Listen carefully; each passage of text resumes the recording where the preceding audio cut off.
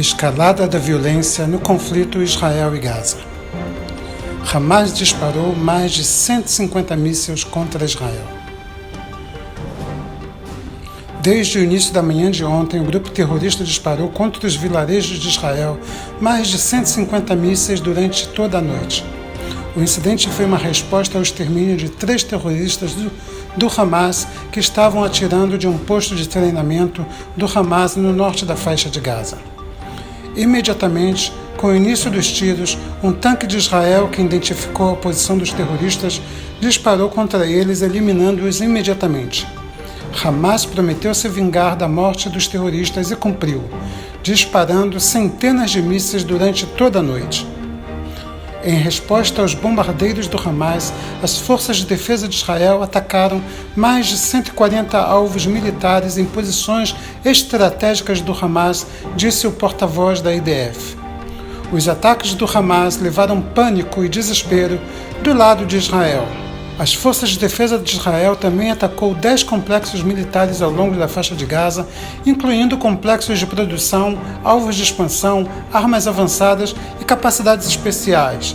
Entre os alvos foram atacados a sede do batalhão do Hamas em Jabalia, com dezenas de alvos terroristas, um complexo militar usado pelo comando da Brigada do Norte da cidade de Gaza, com um túnel marítimo, um posto militar do Hamas no qual o treinamento de combate é realizado em áreas construídas e treinamentos de mergulhadores da Força Naval do Hamas.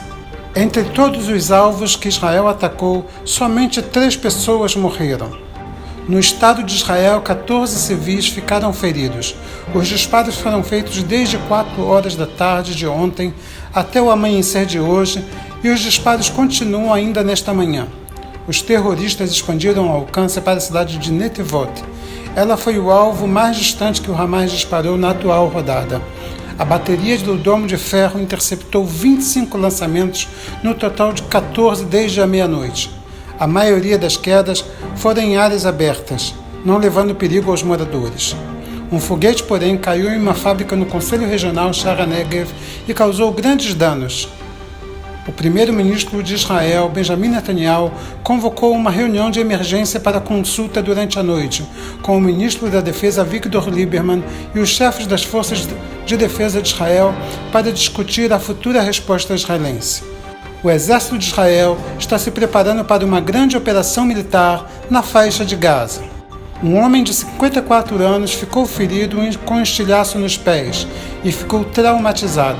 Os palestinos informaram que a IDF atacaram a área de Beit Lahia, não habitada no norte da faixa de Gaza, aparentemente uma tentativa de impedir que esquadrões lançassem foguetes contra Israel. Você acabou de ouvir Notícias de Israel desde Sião do Café Torá.